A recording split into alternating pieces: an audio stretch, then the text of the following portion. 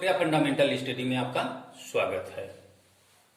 आइए, रोज की तरह मैं लाभ हानि और बट्टा का जो लेटेस्ट सेक्शन चल रहा था, आज इसका अंतिम वीडियो है और इसको समझिए। क्वेश्चन नंबर 1 है, एक वस्तु का अंकित मूल्य 200 रुपया है।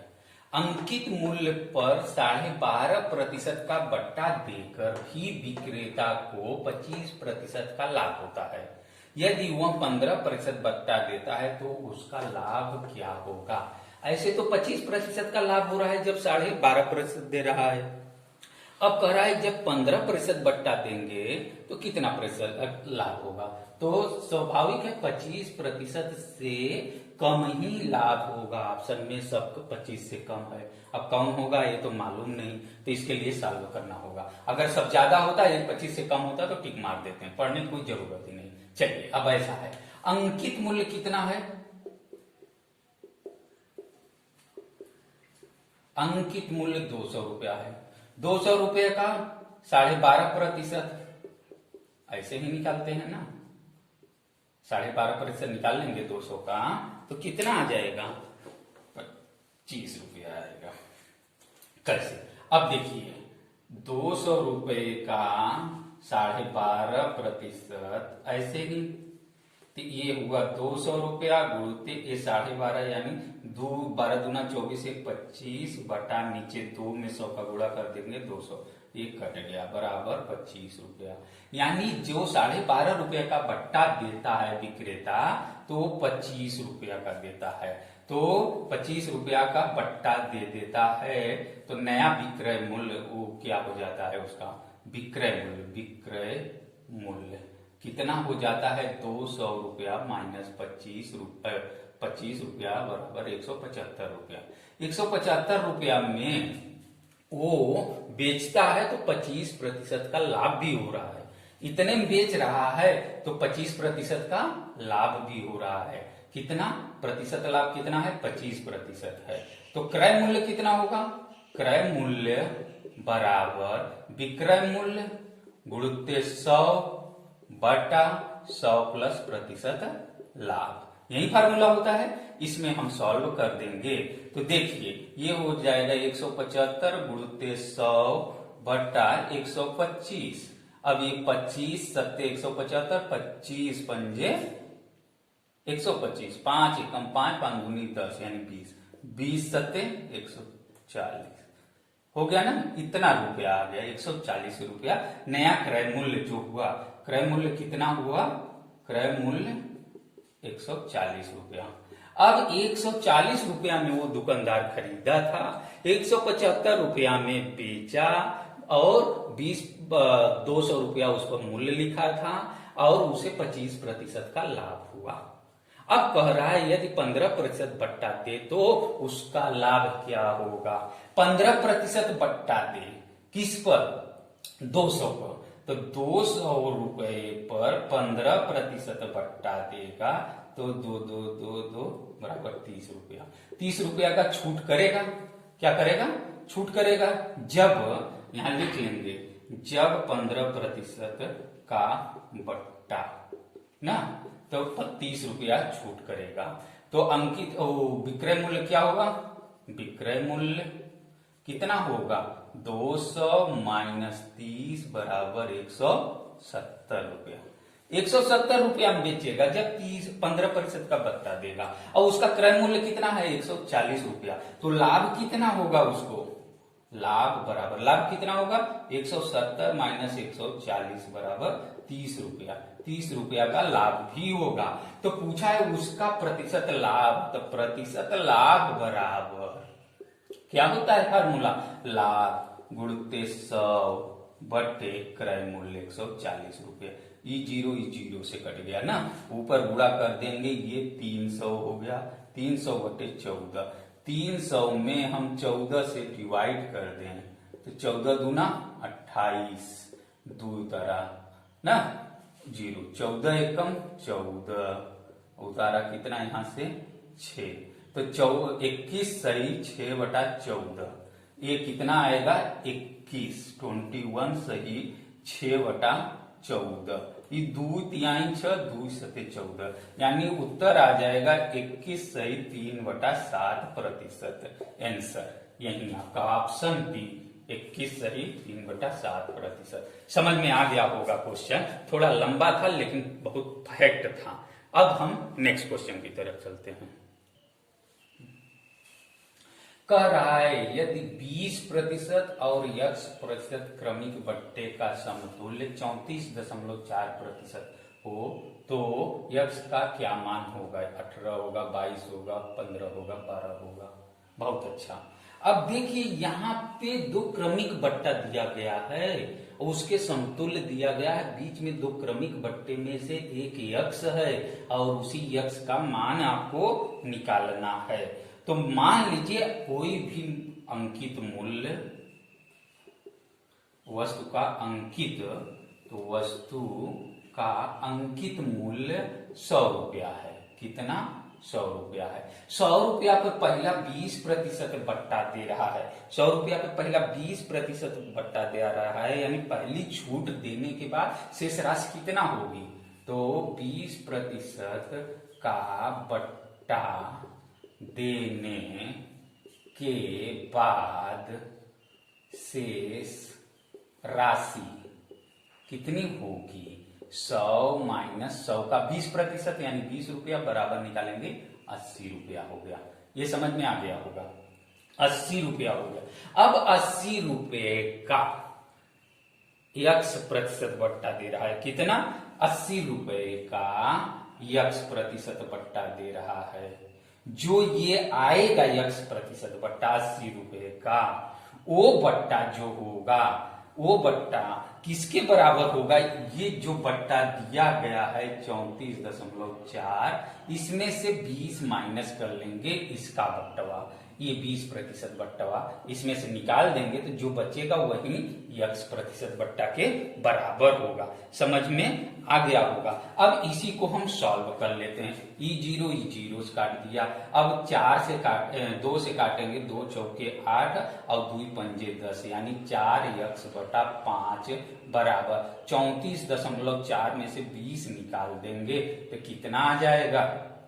14.4 आ जाएगा। समझ में आया? 14.4। तो x बराबर कितना होगा? 14.4 गुणित 5/4। 4 से ही कटेगा, काट दीजिए। 4 एकम 4 और ये 4 तिहाई 12, 2 उतारेंगे पॉइंट यहाँ, और 4 पंजे 20, 4 छंग 24, यानी 3.6 गुणित 5 हो गया। 5 का 6 में गुणा करें, 5 6 30.5 तिहाई 15, 3 18, यानी वो कितना प्रतिशत होगा? 18। x का वैल्यू कितना आ गया? 18%। समझ में आ गया होगा क्वेश्चन कैसे किए आपको अच्छी तरह से। ऑप्शन आपका ए सही होगा, 18%। समझ में आ गया। नेक्स्ट क्वेश्चन,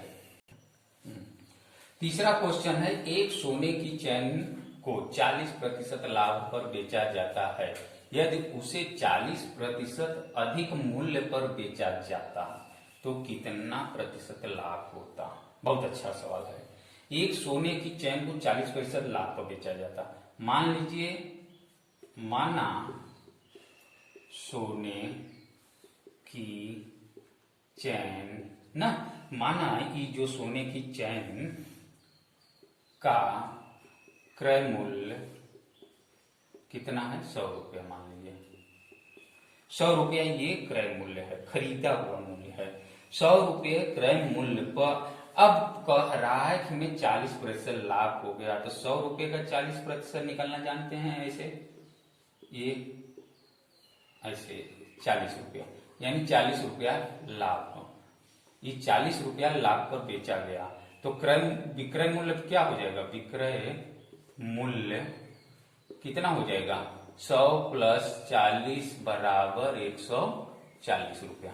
इतना रुपया में वो बेचा गया जब 40% का लाभ लिया।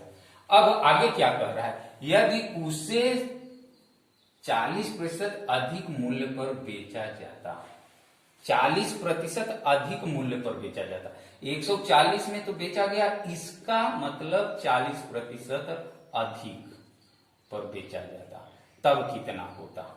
तो नया विक्रय मूल्य जो होता है तो कितना होता। ये देखो इससे कट गया, ई जीरो इससे, 14 दूना 28, 14 तिया 14 चौक 56 रुपया।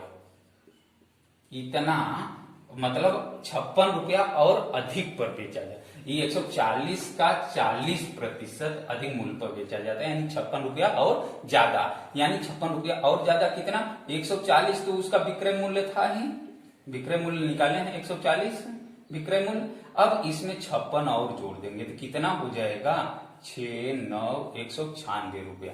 196 रुपया में बेचता तो कितने प्रतिशत का लाभ होता।